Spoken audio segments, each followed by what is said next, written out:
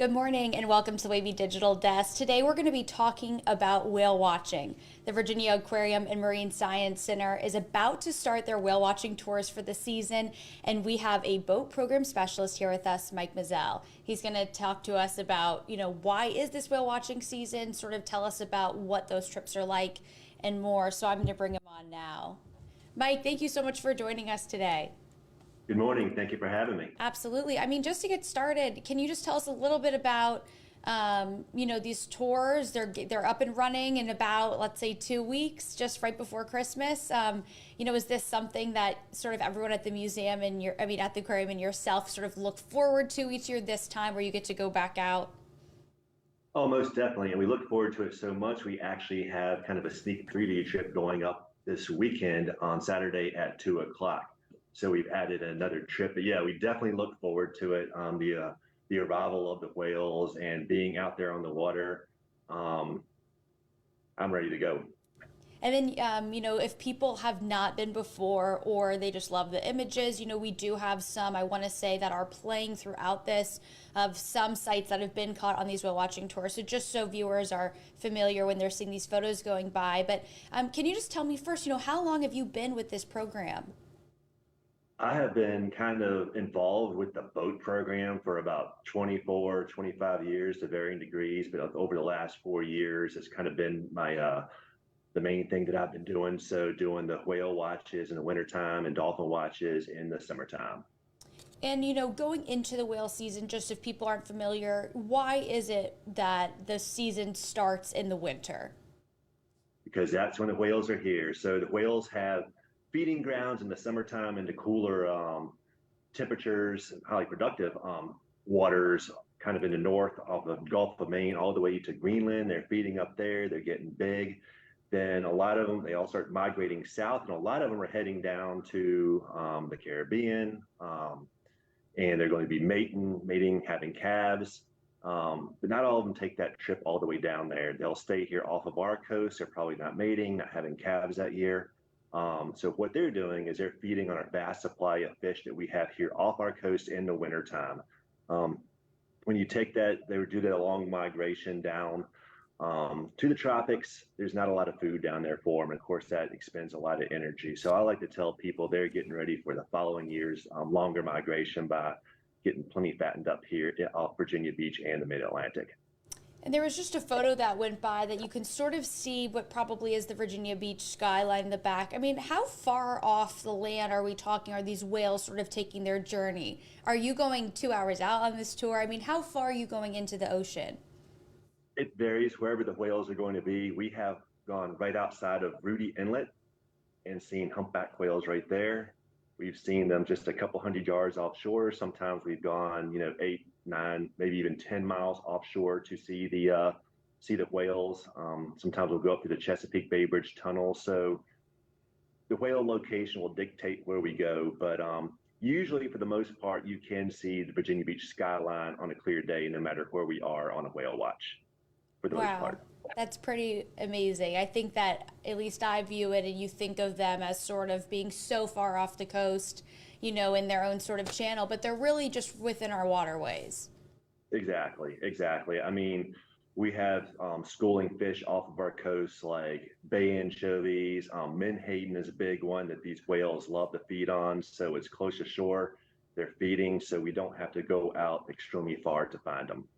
And on these tours, as you said, they're looking for food. Are there other sea life that you're seeing that you're coming into contact with on these tours as well? So when I've been talking about whales, I've been mainly thinking about the humpback whales that we see, but another, probably the most common whale in Virginia Beach are the bottlenose dolphins, found here throughout the year, mainly in the summertime, but we're seeing more and more of them in the wintertime throughout our whale watching trips. So we see the bottlenose dolphins. Sometimes we'll see a harbor seal, lots of birds. It could be the northern gannets, really cool bird, 6 foot wingspan, diving headfirst into the water, sometimes hundreds, maybe even thousands of them feeding on the same bait fish that the whales feed on. So that can be a spectacular sight. Various types of course, we'll see cormorants, various types of gulls, mergansers. I mean, the list goes on and on. And on these tours, I think I want to just flip really quickly to some what we've seen on social media. Sometimes people get too close to whales. Whales have actually, flipped over on boats occasionally. We've seen a few clips of that recently that have sort of gone viral. In the case, and I know that you all are going out in a larger boat, but what do you do when you come close to whales? Are you sort of keeping a certain amount of distance? Can you sort of not avoid it? Do you just turn the engines off? Just tell me a little bit about what happens. Right. We follow the regional whale watching guidelines. So when we get within about 100 yards of a whale, we're going to turn the propulsion off. So we're there, and if the whale comes closer to us, then we're going to have to keep that propulsion off for the safety of the whale, of course, for the safety of the guest as well, and watch it. So it could choose to come closer to us, but we don't speed up toward the animals. We don't make a head-on approach. As we're approaching, we gradually slow the engine down and try to enjoy them from a distance, nice safe distance. Let them keep doing what they're doing, whether they're feeding, breaching, whatever they're doing. We don't want to get too close to them. Like I can say, sometimes they do come close to us. That's great, but propulsion is down while they're close to us, and we don't move until we see them resurface a safe distance away. So sometimes we can be with one for a very long time if it chooses to stay close to us. And how are you tracking them, or are you just sort of following their familiar patterns? Following familiar patterns, other boaters out there in the water letting us know when they see them, when we see them, or when we go out and we find them, we're out there following just normal patterns where we saw them the day before. We have been seeing them. We're also out looking. Remember, I was talking about the northern gannets feeding at the water. Those gannets, as I said, it could be thousands of them diving into the water. You see them from a distance. There's a good, they're feeding on the same food that whales feed on. So there's a good chance that there may be whales feeding below them. But yeah, we're out there, we're looking, we involve the entire boat. We say as large as these whales are, we talk about humpback whales being, up to 60 feet in length, maybe a fin whale being 85 feet in length. As large as they are, that ocean is huge. So we need all eyes on deck. Looking for a dark back breaking the surface of the water, looking for those birds feeding, also looking for the blow or the exhale, the hump of the whale as they surface. So yeah, it's all eyes watching. And then while they're on the tour, while you all are heading out or sort of in those quiet moments, are you all sharing sort of stories of past trips? Are you sort of talking about the sea life that you're seeing, how they're doing, what the season's been like? I mean, just tell me a little bit about what you tell the people on the boats. We're telling about the whales and the wildlife that we're hoping to see, kind of giving them some of the life history, the kind of giving a background of why they're here, talking about the migration, what they're eating while they're here, how big they can get, and just kind of setting them up for the time when we do see the whales. We'll point out where they are and maybe drop a bit of information here and there. But when we see the whales, and if we're trying to give too much information, no one's going to really listen to that. They want to see the whales. It's all visual at that point, and us just kind of pointing out where they are. So we try to set them up for that moment, for that sighting, and let them enjoy it, let them take their pictures, get their mental images, whatever they want to do. So yeah, and then we also have volunteers on the boat. As we're coming back, we do have like props that we do take around, kind of things that the guests, children in particular, can touch and hold on to, whether it's baleen from a humpback whale, maybe an ear bone from a humpback whale, different things that kind of get that one-on-one conversation going with their guest. And I know you've had so many experiences, in your years at the aquarium, but is there anything that sort of jumps out to you or sticks out to you that you sort of share? It's kind of a running joke, with the folks that I work with, whether the captain, the crew, the other naturalists. All the good things happen when I'm not watching. I might have turned my head to do something. Well, the most recent thing that I can think of is I was up in the wheelhouse with the captain, and there was, you could see the whale off in the distance. Of course, we're kind of gradually getting there, and I was like, well, let me run down here and get something before we get there. Well, I get in the little tiny stairwell between the wheelhouse and the deck, and I hear everybody scream. I was like, yeah, that's about right. I'm not looking, and everybody's screaming and yelling and applauding. I walked back up and I asked the captain, I said, what did I miss? He goes, two of them just breached at the same time. So that was pretty cool. Just on some other trips, recently, I guess this fall, it wasn't a whale watching or large whale watching trip. On a dolphin watching trip, we were watching black tip reef shark, you know, going after a school of menhaden. So that was pretty fun to see. But there's, every trip has something cool, something different. I couldn't begin to, list all the cool things I've seen out there. Well, I hate to say, maybe they should ask Mike to sort of step aside so that, the whales will appear, but hopefully you get your fair share, it sounds like. That has already been figured out by some of our regular guests. Every once in a while, they'll just say, just turn your back to the wall and see what happens. And 50% of the time, something happens. And you But I don't said want to say, I do get to see my fair share of cool stuff. So I'd much rather everybody else experience it too. But sometimes it's uncanny how it happens when I'm not looking. absolutely. And you said there was two at one time. I mean, how common is that? How do they travel? Is it, mother and baby? I mean, how do they sort of travel together? So really, when they're all kind of going, if they're going to the same place or feeding in the same area, it's more of an association, not necessarily groups that are hanging out together intentionally. They're just either migrating to the same area, feeding on the same school of fish. Of course, mother and calves, are going to be together, but we can see, maybe one whale to as many as, eight, nine, even more on occasion on some of the whale watch trips. And a lot of times that's because they're feeding on the same food source. And then, going on these trips, I'm sure you have a variety of people that are maybe experts, maybe just enthusiasts, and then also people that maybe aren't as familiar.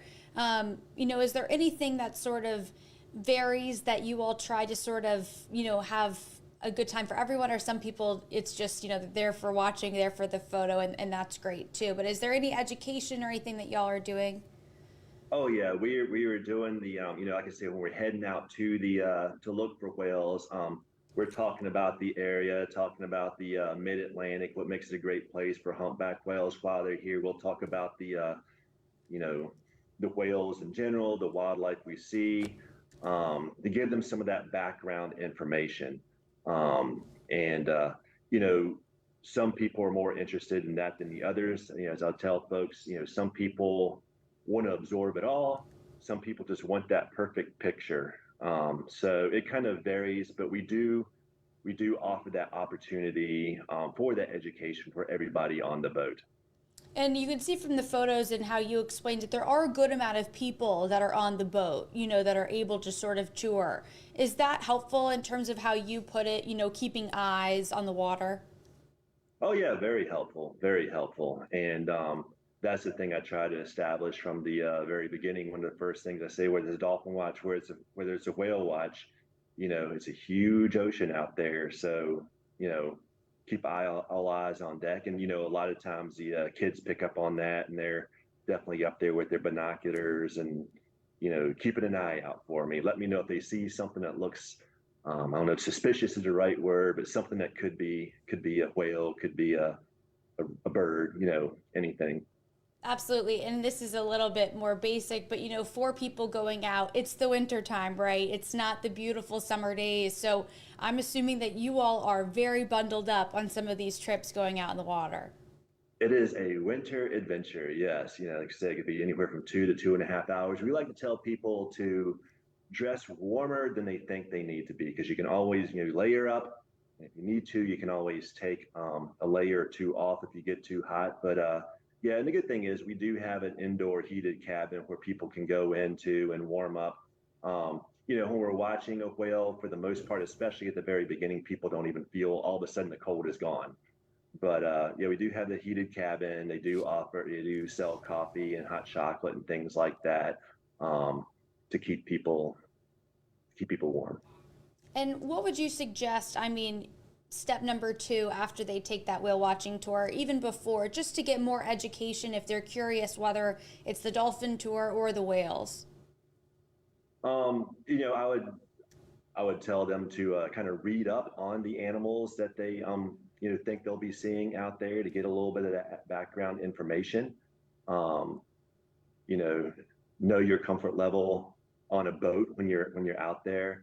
Um, be prepared to make sure you when you do get on the boat that you are um, helping with the watch, being safe. Know that you're going to walk on the deck and not run, not jump. Be safe. So, but yeah, I would tell folks that you know read a book, go online, I guess, and look at these. NOAA has some great resources out there. There are definitely some great resources out there to get get some good background information.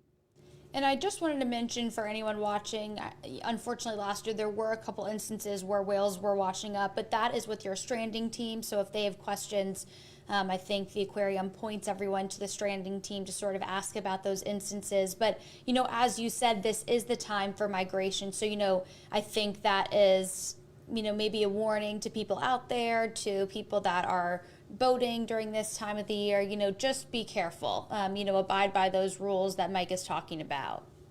Exactly. Keep your eyes open. When we're on our boat, the Atlantic Explorer, we're kind of up, we're higher, we have more visibility, and there's a bunch of us up there keeping, out looking for such things. Some of these smaller boats, you're just really going to have to, you don't need to be in a hurry from going to point A to point B, and always, have somebody with you, keeping an eye open for these, for the whales, and just kind of know the area where you are and when, and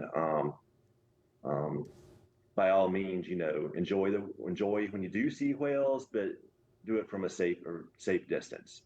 And you said sometimes you find out about where whales are because they've been reported. So, if people are out there, if they're seeing whales, is that something you all want to know? You all want to hear from them at the aquarium? Oh, most definitely. Most definitely. And, I just want to say before we wrap up, the tours are open. You said there was one happening this weekend, but they're happening, I guess it's through March, is sort of their season. Yeah, March 3rd will be our last trip. And for the most part, the whales seem to know, or, pretty predictable that after that weekend, a lot of them head up north. That doesn't mean there aren't random ones, out there here and there. We certainly have seen them on our dolphin watching trips in the spring, but for the most part, they have headed north from this area. And then at that point, do you have to wait a little while for those dolphin tours to pick back up in the summer, or sort of how does that schedule fall? Usually it's a week or two, then we'll head right into dolphin watching. Wow, so the dolphins too, they're okay with the colder water temperatures. Yeah, for the most part, yeah, they'll as long as there's food here for them to feed on. These marine mammals, they have this nice thick layer of blubber to keep them warm, so that helps them a lot. But they're kind of following their food source. So if there's food up here, they definitely come up from North Carolina, South Carolina, wherever they are, checking things out, and they'll be up here when there's food. We've seen, sometimes have gone out in the middle of the winter and have seen lots of splashing going on. I remember one time it was right off of Cape Henry, and there must have been about 100 dolphins in the middle of February. Wow. I'm sure that was I don't know if that was a surprise necessarily, as you said about the food source, but that would be quite a sight to see. Oh, it was very cool. Yeah, it was, it's not so much a surprise they were dolphins, but they were just a nice, dense group of them there. And, they were very, very active. And I'll say, just as a bystander, at the ocean front, you can see the dolphins pretty close in, especially during, certain hours of the day. Most definitely, most definitely. And sometimes if you're lucky in the wintertime walking along that boardwalk, you may see a humpback whale as well. Wow. Well, Mike, thank you so much for joining us this morning. And I'm going to link everything in our Facebook chat and also on wavy.com so people can just go right to the tours and figure out, what scheduling works for them and just find more information. Awesome. Well, thank you very much. Thank you so much. And thank you to everyone joining us. Again, this is Mike Mizell with the Virginia Aquarium. We're going to have all the information linked, wavy.com and on Facebook. So thank you so much for tuning in this morning. Thank you, Mike. Thank you.